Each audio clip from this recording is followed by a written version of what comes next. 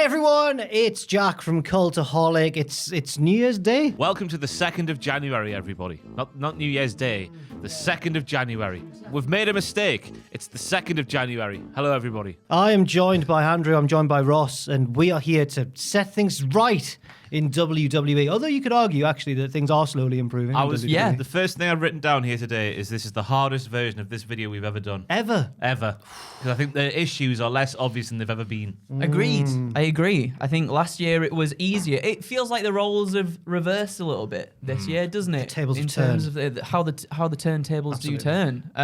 So it was a bit difficult for one than it was the other, and yeah, vice versa. We should say as well, we haven't conversed before sitting in here, so it's a shoot. So if we have the same things as each other, that's probably why. Yeah, but it's fine. Yeah. It'll be fine. We've got the same thing. We've all brought 3 pitches to the table. We'll go around in a circle, Ross, then Andrew, then me. 3 times. That will leave us with 9 lovely pitches for WWE in 2022. But remember the golden rule, as always. It's not what we think's going to happen. It's what we want to happen. Joel's behind the camera for the first time on a pitches video. That was a good experience, I imagine. That was lovely, he says, hearing the catchphrase in person. And Ross will be... I'm just trying to be a YouTube host, you know? Ross, can we have your first pitch? Well, guys, we're going off to the 2022 Royal Rumble. The 2023 Royal Rumble we're going to. Because my first one's more like a fantasy booking pitch. Oh, I should mention, actually, mine are a mixture. There could be specific storylines, or they could be more all-encompassing directions. Yeah. So I've got like a fantasy booking pitch, like a big picture, this is how things should change pitch, and then just why aren't you doing this sort of pitch? So my first one is the fantasy booking one. And I want to see Finn Balor take on a CM Punk-like role from the 2010 Royal Rumble, where he sort of controls things from afar, and as all the Judgment Day boys get into the men's Rumble match, they start working together. 2011. Is it 2011? Yeah. But unlike CM Punk and the Straight Edge Society back then, they actually work together and get the job done. For the builder, Finn the bastard. It was the new Nexus as well. So, Oh, right. Well, I don't know nothing about wrestling. Sorry. However, number 30 in this year's men's Rumble, this year's men's Rumble has got to be Cody Rhodes, presented in exactly the same way as he was before he left when his tit fell off his chest and he had that match against Seth Rollins in the Hell in a Cell. I want to see this scenario at the end of the men's Rumble match where on one side of the ring, we've got all the judgmental men of the Judgment Day. On the other side, we have Cody, we've got Jey Uso, and Sami Uso.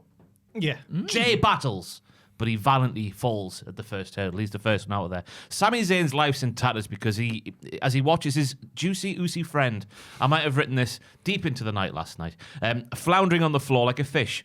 He doesn't know what to do, but as we all know, America needs a hero, and now the Isle of Samoa needs a hero as well because Jey Uso's gone, and that Samoan hero is Cody Rhodes because he is just a hero for all of the world, all of the time.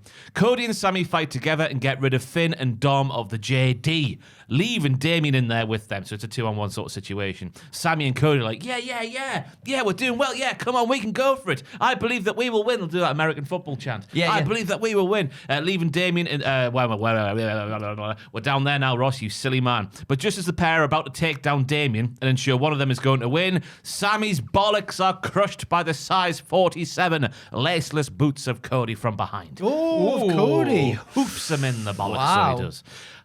Have written down here, Harry Kane would have been proud of that connection. Cody got. It's the same Too footballs, soon yeah. still. It was similar to Harry Kane's penalty, basically, what we're going for here. Cody then tosses Sami over the top rope and laughs maniacally. The evil bastard. Cody then goes on to win the Rumble against Damian Priest, obviously, and solidifies himself as a heel on the road to WrestleMania. Heck, I've written down next. It was really late last night. I'd even want to see Triple H be the Flair to Cody's Triple H. There is that connection. But yeah, that might be a step too far for this pitch. I don't know. The crux of it is I want to heel Cody versus a babyface bombastic bloodline babe called Roman Reigns is the match that should happen. If indeed, because this pitch comes around because we all seem to accept that maybe Cody is going to fulfill the storyline arc of Sami Zayn. So Sami's got to this point. Sami will fall to the wayside. He'll turn babyface like good and proper with Kevin Owens. Yeah. Then face the bloodline, the Usos. Cody will then come where Sami could have been if they had the bollocks to make Sami Zayn the guy to take down Roman Reigns. If that is going to happen, this is what I want to see happen with that. Cody coming back in as a heel, because I think that Sami has that much investment in him from the fans that it will backfire in WWE's face, because Cody will end up getting booed, because that's how we react when we see the person who maybe we like someone more, but we see someone else getting the push that we feel someone else should get. We boo the person getting the push, don't we? So if Cody is going to be the guy coming back at the Rumble to set up a WrestleMania match, I think he returns as a heel because I don't want another repeat of Roman Reigns circa 2015 to 2019 sort of times. Maybe even a little bit after that as well. And yeah, that's it. Yeah. Oh, that is. Yeah. I like that a lot. I like that a also lot. as well, Andrew, to cut you off, sorry. No, it's all right. I always thought when you get a killer heel run, it always results in an even better babyface run because they're always, you get that cool bit, don't you, where you can't do anything but cheer them. And I think this is a great pitch, and I'm going to say yes. Thank you. And my concerns are sort of similar as well in terms of Sammy has had the time to build himself up and build this storyline, right? Whereas Cody obviously out with injury. Yeah, he had amazing matches before, and he fought valiantly in Hell in a Cell. So that's a story there within itself for him to come back and finally get the WWE title and the stuff with his dad. But at the same time, he's not been on TV as much, obviously, as Sammy has, and he's not really sort of built organically, I don't think, to this point where Sammy is, and you've got all this storyline that's going to culminate in something, and we don't know what. And I sort of think the same as you in terms of maybe if Cody just gets put into that role by winning the Royal Rumble, then it feels like it's being forced, and then people sort of turn against him and it doesn't work in his favor. So if they did turn it into something like that where he can become a heel, that'd be very good. I was going to say just make my pitch like Sammy being the guy to dethrone Roman, but everybody's saying that at this point. Yeah, well, I was about to say, I'm assuming Cody wins at WrestleMania. I don't know because Roman is Roman's the face, the de facto babyface now. He's the most popular guy. Yeah.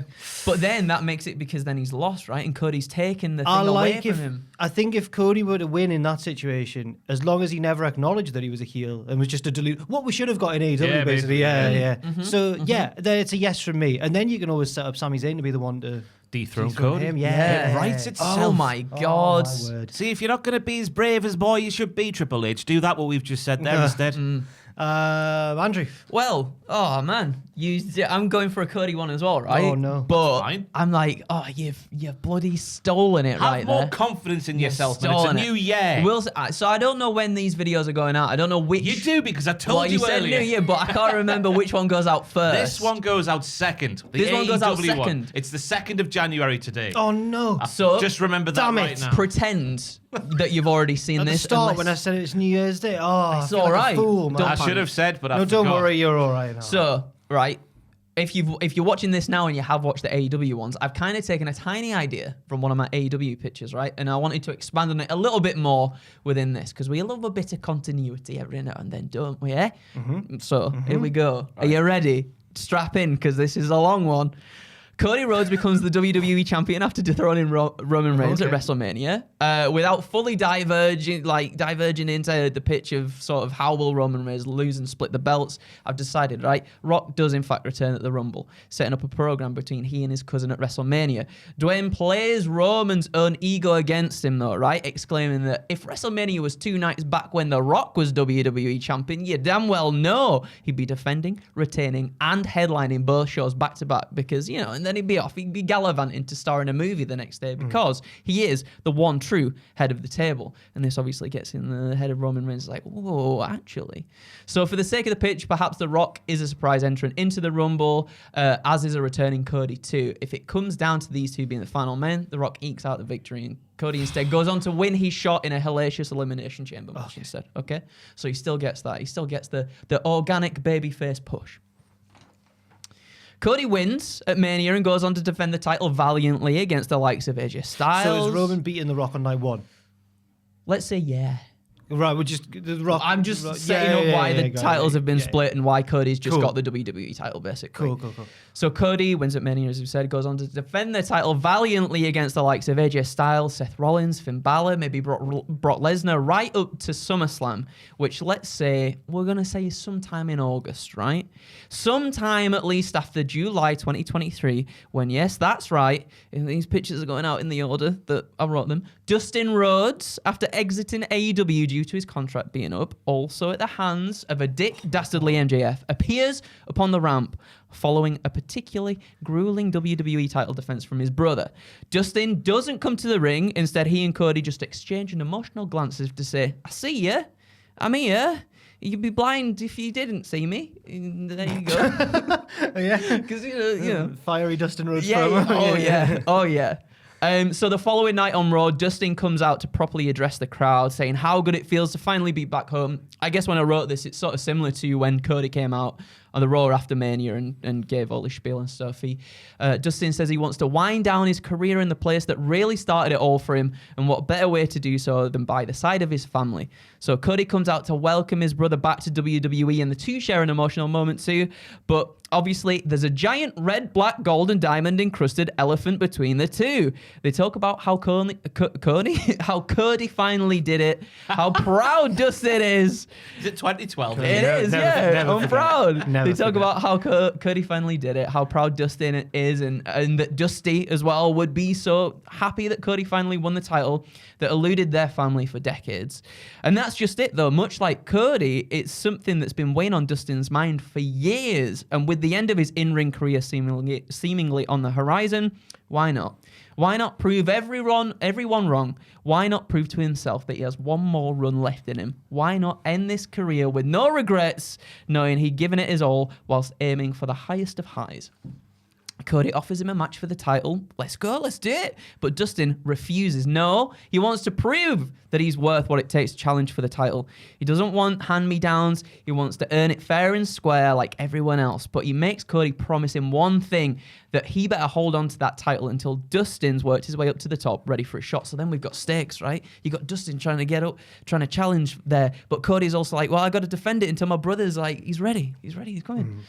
The following month sees Dustin compete in tournaments, gauntlets, high-profile title contender matches, perhaps taking one step forward and two steps back, falling short on occasion, but fighting back tenfold to earn his position, whilst Cody feels the pressure and the stakes of keeping hold of the championship, wanting to have the honour of defending the title against his brother. We're nearly at the end, everybody, don't worry. This all finally culminates in November at Survivor Series.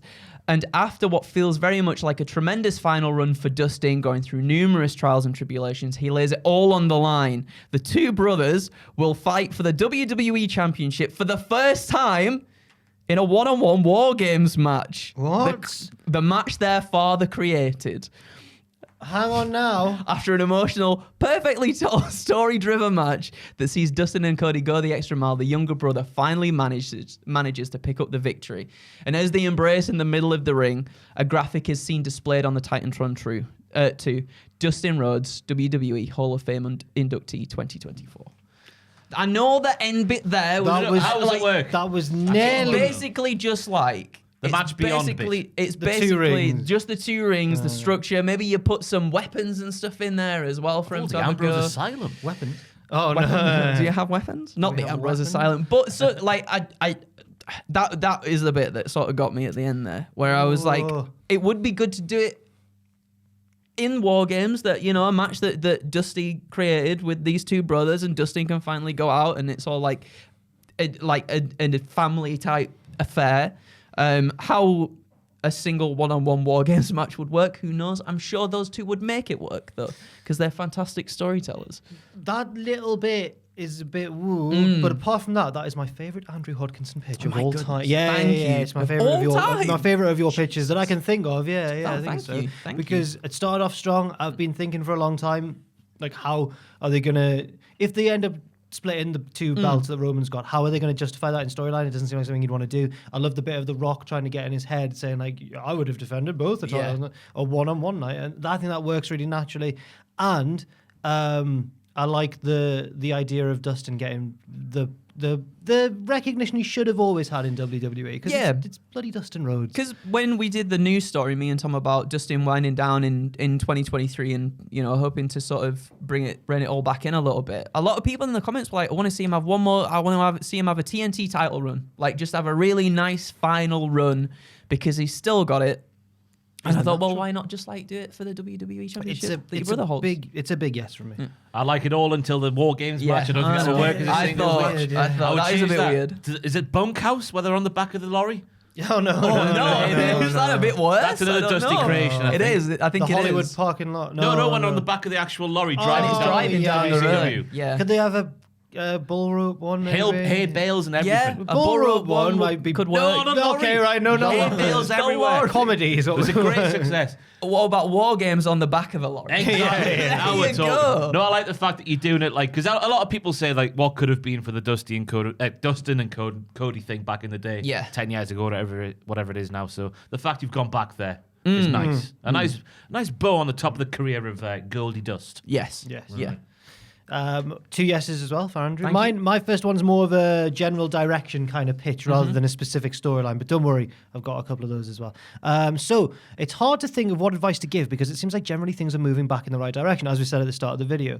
An interest in longer term logical storytelling's back, a willingness to work with what the audience is actually responding well to, i.e. Sami Zayn in the Bloodline, that's kind of back. Booking that actually remembers what happened the previous week is back. I've thrown a bit of shade there as well. So I've gone for something that maybe I don't think Triple H will necessarily want to fix from the latter days of Vince's regime. I think he'd probably want to keep it the same. But I think we need to let stars be bigger than WWE as a company once again. Since they became the only globally recognized wrestling promotion back in 2001, WWE have always prioritized the brand being bigger than any of its so-called superstars. From the deliberate de-pushing of people like Zack Ryder, who got themselves over organically, to the attempted de-pushing of someone like Daniel Bryan when he got really popular, to the recent squandering of Sasha Banks' mainstream crossover potential. WWE needs to embrace the fact that it can create massive stars like The Rock, and it's fine if some of them do leave eventually because it makes them look good in the long run. People go, where did they come from? That gargantuan star? They were a wrestler. And people, when they think of wrestling, think of WWE. So I say with their mountains and mountains of cash, WWE should break the bank to re-sign Sasha Banks and treat her like the star she deserves to be. They could even try to break the bank and maybe try to sign CM Punk, given not only his relative level of fame outside of the wrestling world, but also the white-hot momentum that will come from such a signing. Yes, it might flop and he might fall out with everyone. But surely it's worth the risk. You're already WWE. What can really go that wrong? So maybe the Punk bit's a stretch, but the general point is letting individual wrestlers be a Hulk Hogan, be a Rock, be bigger than WWE, because they've been so afraid of that in the past 2 decades. It feels like reading between the lines. That's why Sasha's not coming back. It feels like that partly because she's obviously got the stuff with the Mandalorian going. I think Meltzer was in the news yesterday. Me and you did even if she got paid like a massive pay rise, she would still be underpaid. Or something like that. Yeah. Whatever it was. But I agree. And you made the everything. point that loads of wrestlers are probably probably everyone in the company's the same, given the amount that they make. And, But obviously not everyone else in the company is on the Mandalorian or No. Hot Ones. Yeah. They're not that big, are they? Puss in Boots was on Hot Ones. You seen that? He what? 4 minutes of 4 fire. minutes. It is so good. He only It's so did 4 good. minutes? Yeah, well, it's like because he's on, Lazy. not animation even a and real everything. cat, is he? I mean, Oh, well. depends. It depends. Yeah. I never liked him. Sleazy. Really? He would be cancelled. He's good. He's good. He's Anyway. good. He's a rogue. He's a lovable rogue. Sorry, Ross. Let's stop talking about Puss in Yeah. Boots. Puss Sorry. in Boots. The crossover stuff. Just it's a yes. Just let him do it. Just like Puss in Boots crossing over into Hot Ones. I think it's a really good. I think it's such a good idea to do. Shrek were always too scared to let Puss in Boots be Right, bigger and now than- he's off on his own. He's on Hot Ones, He's right? going to be in New Japan soon. To be It's, fair, he does wrestle in Shrek 1, doesn't he? He does. Shrek's the best wrestler in Shrek. Ronda very Rousey's good. theme's playing. Oh, Yeah. Shrek's the best. Donkey does a little bit, but... It's a yes from me. Okay. It's a yes from me. I think it is remiss of WWE not to send, let their stars go off and make names for themselves elsewhere, like in Hollywood and everything. Because like you said, with the name of WWE and the brand of WWE, that really make more people then come in who might not It would be be good familiar. for the business. It would be good for the business.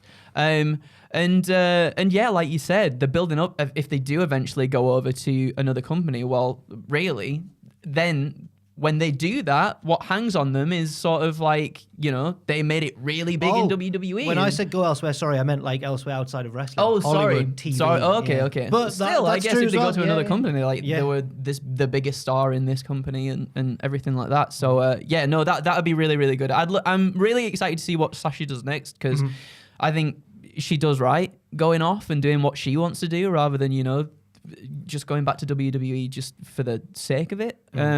But ultimately, yeah, I think I really like your pitch. It's a yes. Thank you very much. We're all doing really well so far. Congratulations, everyone. Congratulations. What's your second pitch? I need to preface this one by saying that the Triple H era has been great thus far. But I think this is the biggest issue that has arisen during his time in charge, and one that nip in the bud quite quickly. There's a difference between long-term storytelling and telling the same story week after week, and then masquerading that as long-term storytelling, because you can get an ending that is in line with the stuff you see week after week, but the stuff you've seen week after week is the same. Yes, this gripe comes from Bray Wyatt's return and cutting the same promo every single week, and then doing the same attack on LA Knight 2 out of 3 weeks, and then the stuff with Alexa Bliss, which has been the same week after week after week. Yes, people are saying that long-term storytelling is the thing that wrestling fans want, and that's true. We all want long-term storytelling with the biggest stuff on the card, but when it's the same every week, it's got to a point on the Cultaholic Wrestling podcast, available every Friday on this YouTube channel and Acast and all that sort of stuff, that we've become bored. Yeah, already. The first month to 6 weeks, we were like, yep, let's just sit it out and see what happens, but now it feels like we're in week 7, 8, 9, whatever it is now, and we're still seeing the same promo from Bray Wyatt, and we're getting a little bit bored, and we're having a big old moan. There's a difference between those long-term storytellings and basically having Bray Wyatt do the same promo but using different words before Howdy cuts him off. We see a slideshow, then the segment ends with this going, ooh, what could this mean? And this basically says you're left in a situation where you're going, ooh, what could this mean so many times that it basically becomes meaningless, which is where we are now, I think, with Bray Wyatt on SmackDown. I don't know about anybody else around the table. No, I'd agree, yeah. Yeah, no, it's good. Sorry, I thought you were going to say more. I was going to say that there's a worry, right, in that, yes, this is all supposed to be, part of Wyatt's mystique and everything, but what happens when we get to the final reveal of stuff and it's just lackluster because we've taken this long to get there? Yeah, and I do recognise between this video getting recorded on December the 13th, it's December the 13th as we're sat here right now, and January the 2nd, this could have changed for Bray Wyatt, therefore nullifying this point, is everyone's going, wow, isn't it fantastic? But as we're sat here after so many weeks of the same thing happening, I think it's this. I was trying to think of another example on the card, but I can't really think of one where it just has been exactly the same week on week. But this is the biggest return of the year for the company, probably. It's the biggest example, I think. Yeah. I maybe sort of similar in a little way, but still it's been more fun to watch has been the Gargano Miz Loomis thing. When he was just kidnapping him every week. I think that's lasted a little tiny bit too long. But like where we got to, it was good fun and everything. So yeah, there is a few things like that could definitely change down the line, because you're right, there's a difference between long-term storytelling and just repeating the same thing. It's the old, I've mentioned this on videos before, but it's the old, the creators of South Park said that if you write out every story beat, I've said this before definitely, but and then you put the words in between each beat should be something like but or because of this happens, not just and then. It should all follow it should tell a story. It shouldn't just be a sequence of events, basically. Yeah. It's a yes from me. Lovely. Yes from me as well. Lovely. Absolutely. Wonderful. Whoa. Andrew. Yes. Go on then. So like this pitch sort of stemmed from me not really connecting with Damage Control as a faction, and it started out as a pitch specifically dedicated to either them becoming a genuine threat within the division or breaking them up entirely. But then something else sort of spawned from me bold noggin whilst I was writing it as well. So basically, as I've just mentioned, Damage Control, they're not really gelling with me at all. Like, the three really talented wrestlers, I think they're phenomenal. I love like all the things that they've done sort of away from the group before. But together, it's just felt a bit lackluster. Like, maybe it's the hot potato win of the women's tag team titles, or maybe it's because Bayley's losing a lot of her matches since returning. Maybe it's just a bit from column A and a little bit from column B, perhaps, But maybe there's a way to sort of turn it round into something and shake things up for 2023. So we heard the news that the original members of Damage Control were supposed to be Bayley, Kai, Candice LeRae, and Tegan Nox. And that could be... Yeah. Oh, I missed that. You've made this up. No, it's true. It's true. Dakota Kai was talking about it, yeah. Oh. So it was supposed to be Bayley, Kai, Candice LeRae, and Tegan Nox. And that could be like a fun pool to borrow from, with like Tegan and Candice planting some seeds of doubt within the heads of Io and Kai by just being like, you're nothing but an afterthought to Bayley. When she couldn't get us in her initial plans, she couldn't get it into motion, then, Also, these plans are now kayfabe as well. Yeah. Okay. Well, I'm saying so. Yeah. Fair enough. Yeah, How yeah. AEW. How AEW of you, right? Maybe the tag champions shouldn't put their trust in Bayley too much, but this could lead to tension, between Bayley, Sky, and Kai, especially since the latter holds championship gold and Bayley's still looking to regain such glory, and this begins to like visibly irk her. Bayley starts to act out towards a teammate, saying she's done everything in her power to elevate these future stars of the division. She's helped them capture the titles, but where have Kai and Sky been for Bayley in those situations? Maybe it's time for change.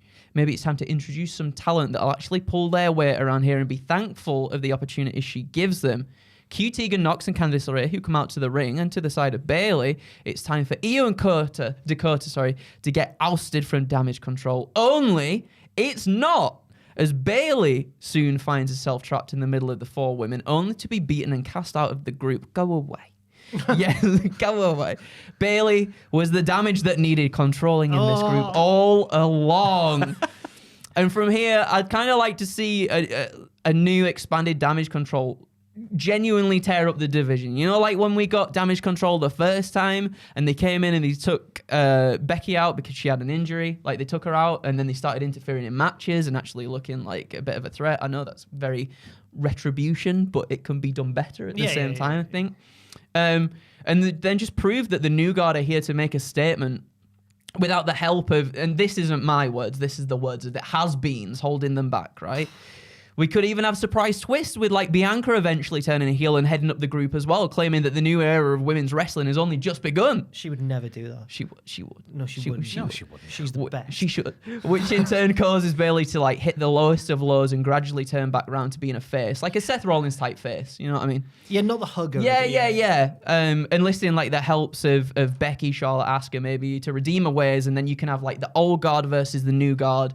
And hopefully have the old guard put the new guard over as well to make them feel like threats and develop them a little bit further and just make Damage Control feel like a force to be reckoned with, because they don't at the moment. I don't know what it is, just something's not gelling with me. But maybe if we mix it up and actually have a bit of a threat in terms of like these new people coming up and taking the spots of the older people to make things feel like, oh no, oh no. I have a question. Yeah? Why is Tegan Nox friends with Dakota Kai again after she so brutally betrayed That her? is the big issue. That is the biggest. They can find a biggest. reason, They I can guess, find a yeah. reason, can't they? Bezzy Power, mates. control, power. Yeah, Power. yeah. It could always be Time heals a always. little point of friction that you But could power always... corrupts them. Yeah, but that actually, I'll take that. We're like Shakespeare, aren't we? I like the idea that there could be that little bit of like a little bit of tension between them, and that just makes them want to do better than the other in the ring. Oh, fantastic. And then they're like, "Oh, I'm gonna best you. I'm gonna get this and this." It looked like you were heading down a cul-de-sac. You've swerved out of there.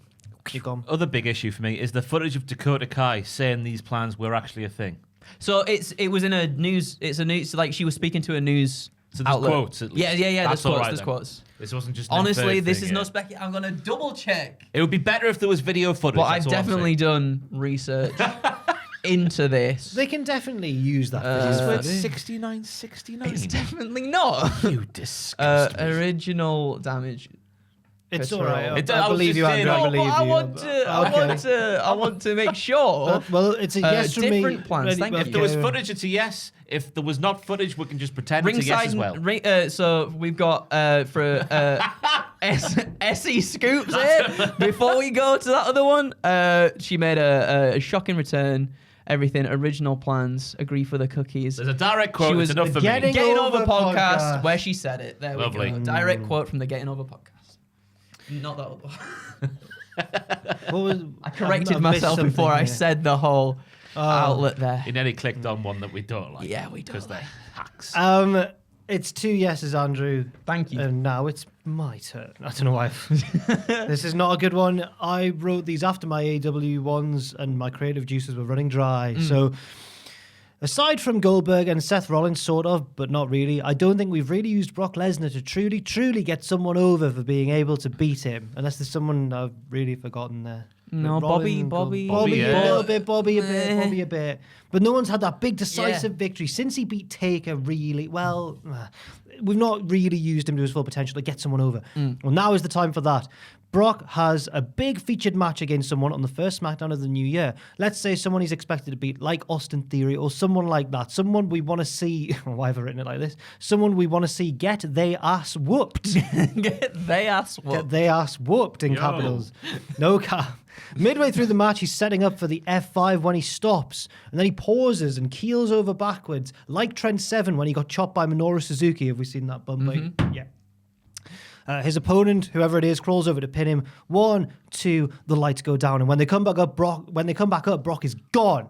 It's slowly revealed over the next few weeks that Brock has been abducted by, yes, Uncle Howdy, who has powers of like hypnotism and stuff. That's how we get to the name of this pitch, Zombie Brock Lesnar. Wow. There's more. There's your thumbnail. There's more. Yeah. There's only one man who can stop Uncle Howdy and beat his terrifying zombie friend. The Sandman. What? Zombie in ECW? Oh, no, it's Sandman Bray show? Wyatt. It's Bray Wyatt, but good. Oh. I like your reasoning. Thanks. The two of them meet at the Royal Rumble. That's Bray and Brock, which was a match that Brock wanted, remember? All those years ago in 2016 or I think so, something? yeah. Oh. He did. Is that direct quotes or video And, footage of this? It became instead they all like jumped him and eliminated him from the Rumble or something. I can't remember. Do you remember far that? The back. Wyatt family all jumped Brock in a Rumble and all. I've got no Have I made recollection. that? I hope this is true. I think no, Probably is. I I've think just got I terrible think it is memories of true. Now. Okay, well, Joel's nodding. yeah. Joel knows. Joel knows. Joel was there. So the two of them meet at the Royal Rumble pay-per-view with Bray battling very, very bravely when towards the end of the match, Uncle Howdy creeps on down to ringside. And this is big because it's the first time we've seen him in person. And we know that it's a different man from Bray Wyatt. And it's enough of a distraction, in fact, to Bray for Lesnar to take advantage and ultimately win the match. Lesnar, who, by the way, is always now wearing those contact lenses, which make it look like you've got no pupils at all, is victorious. And he and Uncle Howdy beat Bray down. Uncle Howdy unmasks to reveal Bo Dallas, as many of us expected. He then cuts a promo explaining that he's sick of being seen as the smaller, weaker brother and always seen as a joke and social outcast and all that. But no, he's serious. It's time for payback. And alongside his zombie friend, Brock Lesnar, he's going to rule WWE. At WrestleMania, we get Bray versus Bo, brother versus brother, with Lesnar there too. Bray finally gets revenge and wins, but midway through the match, it's revealed that it's the Uncle Howdy mask that controls Brock Lesnar, like the urn. Because Bo enchanted it to do so. And then in brackets, I've put, Andrew might get on board with this, so focus that on him more than Ross. You love an enchantment, don't you? I do love an enchantment. Bray bins the mask to set Lesnar free. But after the final match of Mania Night 2, when all Mania's been taken down, everything's been packed up, we see someone scrabbling in the bins around the back of the arena to find the mask and take control of zombie Brock Lesnar. And it is Akira Tozawa, the end of the pitch. Hang on. I just looked at on Wikipedia there's a list of WWE personnel, and I thought, who would be the funniest one to control Brock? Tozawa's always booked as a bit of a jobber, isn't he? He's a rich man now, to be fair. Oh, he won the poker. No, he didn't. Dexter Lumis won the poker game. Oh, yeah. No, yeah. He's lost everything. But didn't he win the poker game the other week? The week before, Yeah, yeah. yeah. I hope he didn't use all of his winnings in the next poker game. He's He kept won. some. He could have bought Brock Lesnar's mask. Oh, it's funny if with he's his like winnings. scrabbling Yeah, around no, the that back is of it. better. That is better. Anyway, I was really struggling. Like, You know when you drive past a massive car accident? no, You can't On help the but motorway? look. You not shouldn't- the metaphor that You I shouldn't wanted. want to see it, but you look anyway. Okay. That's what I'm feeling. I want to see Brock Lesnar as a zombie. I want to see Akira Tozawa revealed to be the mastermind behind all of it.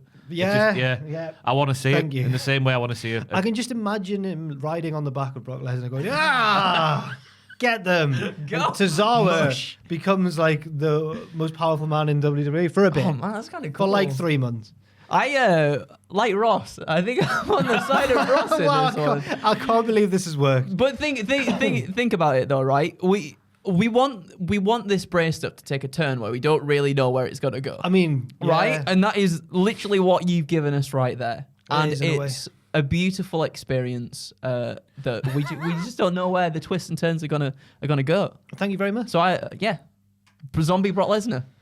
Thank you, everyone. Zombie Brock Lesnar. Zombie Ross, Brock Lesnar. please take us away from Zombie Brock Lesnar. Mine's just a simple one, and that is stop using Chad Gable and Otis as glorified enhancement talents Yeah. and do something proper with yes, them. boy. It's a They're yes from too me. good to have the role they have now. I feel passionately about this I've written down, and that's why I'm mentioning it now.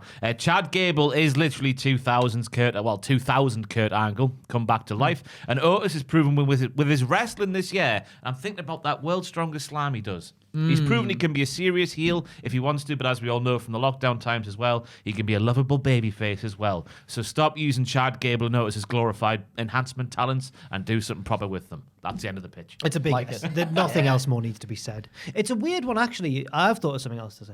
It's a weird one because they did used to be tag team champions, but it's not really, they weren't pushed as such. That was No. Vince's tag team division, though, wasn't it? Where tag teams just didn't matter at all. very true. But now they're on Raw every single week, and by and large, I don't know what the records is exactly, but it feels feels like when we're doing the podcast, doing the Raw recap part of that thing this week in wrestling, that they're always losing and making somebody else look better, but while also showing how good they are in the process. They like have really good matches all the time. And I'm surprised that Chad, like nothing against Otis either, because I think he's absolutely really improved this year. I think just the fact that Chad's not in some mid-card, like title matches and stuff like that, or being built up a little bit better, they've got him right there. He's so good. He's so good, and he could have banger matches with practically anyone. He's like Kurt Angle mixed with Daniel Bryan. Yeah. And that's an incredible thing to say.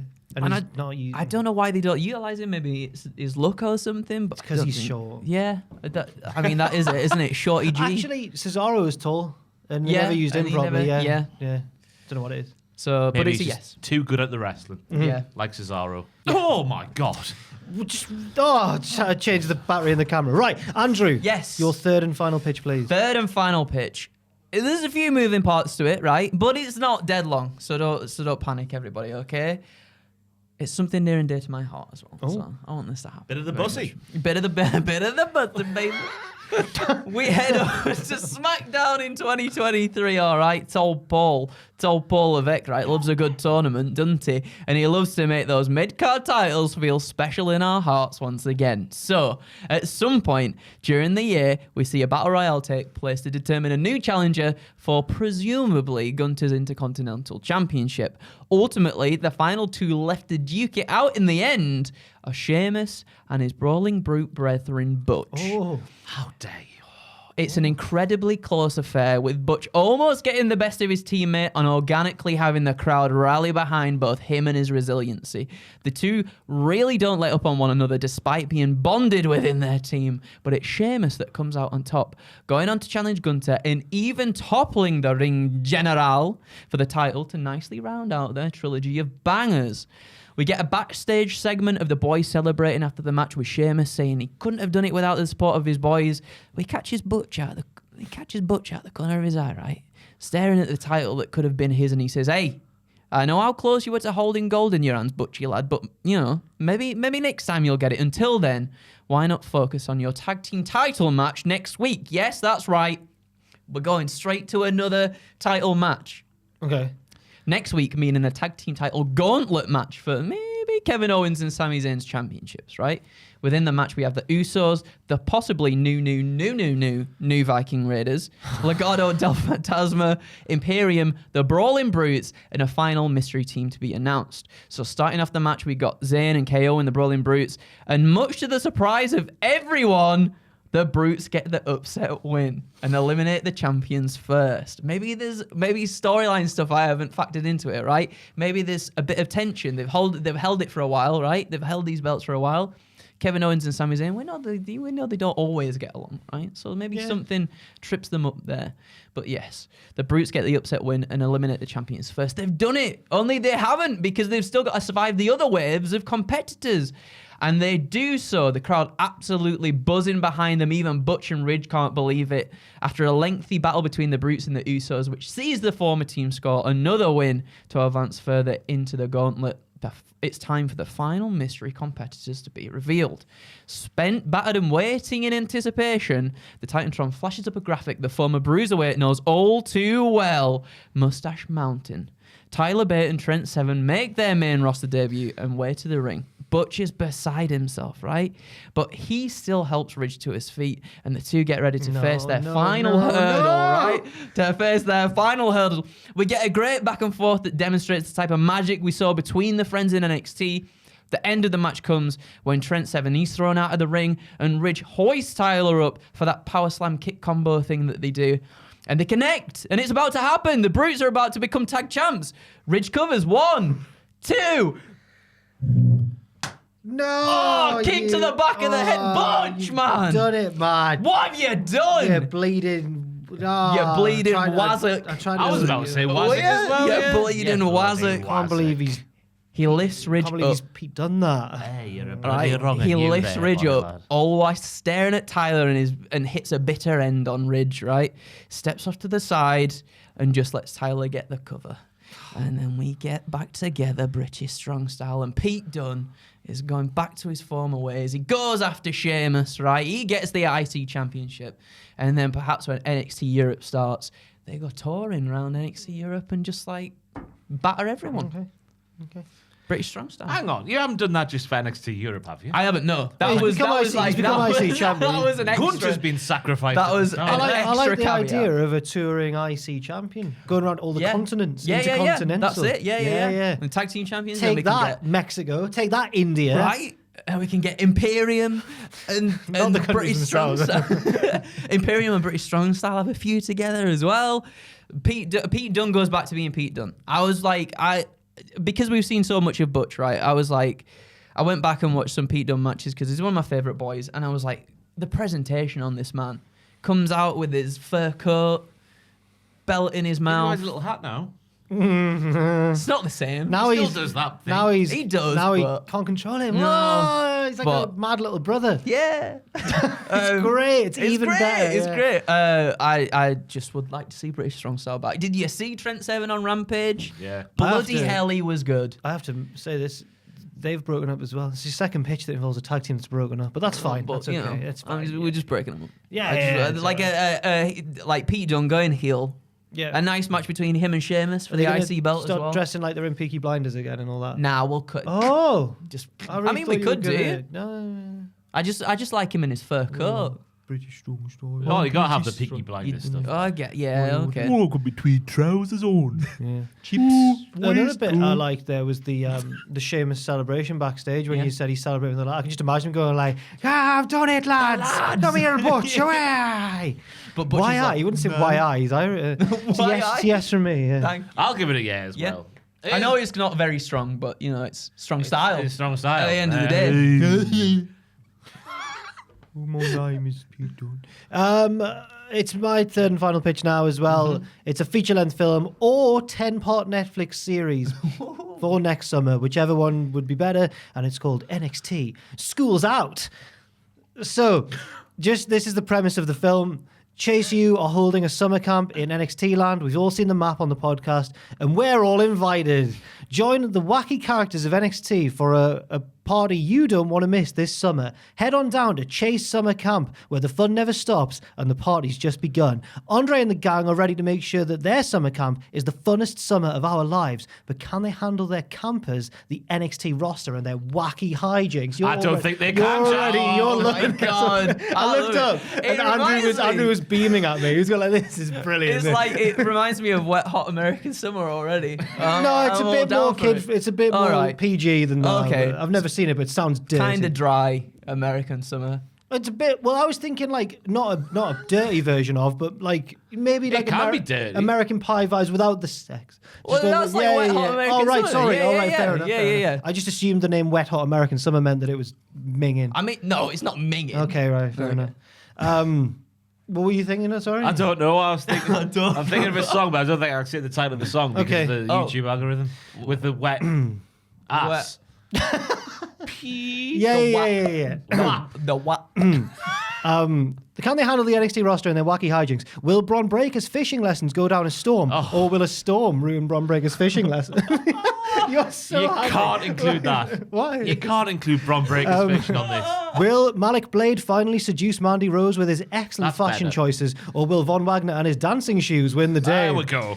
Who'll win the big camp obstacle course race / tug of war? Team Roxanne Perez and her gang of friendly friends, or Team Cora Jade and her mean team of meanies? The funny thing is, Roxanne will try to get friends. They'll all say, "No, go away, you weirdo," because that's what they're doing. Isn't it? Yeah. Cora says, "Go away." Who was it recently?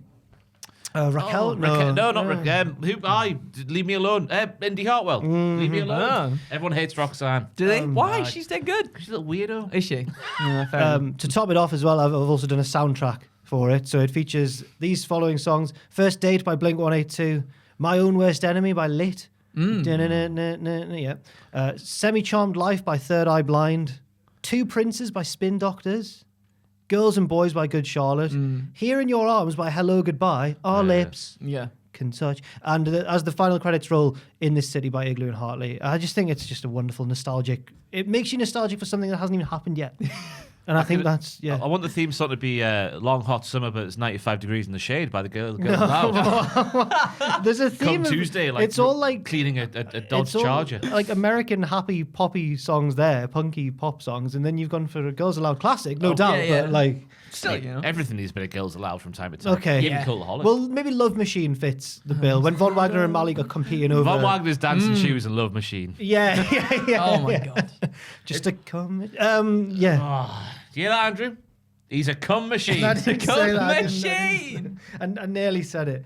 So my final pitch there, just to send us off all happy into the new year, is NXT Summer Camp. The only issue there is audience retention for the Bron Breakker fishing segments. That's the only The issue I can storm see. might ruin it. Yeah, you don't know. You If never there know. isn't the You would have to clouds. have the storm be there at the start of the segment to keep our Approaching. attention. He was on NXT a couple of weeks ago. Have you speaking seen about it? his variable bait. Yeah. Because in the win- Variable bait. In the winter, the bait isn't as the fish aren't as active, so you need to use more variable bait. This was part of the wrestling show. a Sounds couple weeks ago. exciting. When I look at Bron Breakker and his sort of Goldberg-esque, his appeal is very much Goldberg. You just smash people. He's big and mean and except he's a Steiner as well, so he's like Yeah, a mixture yeah. of that.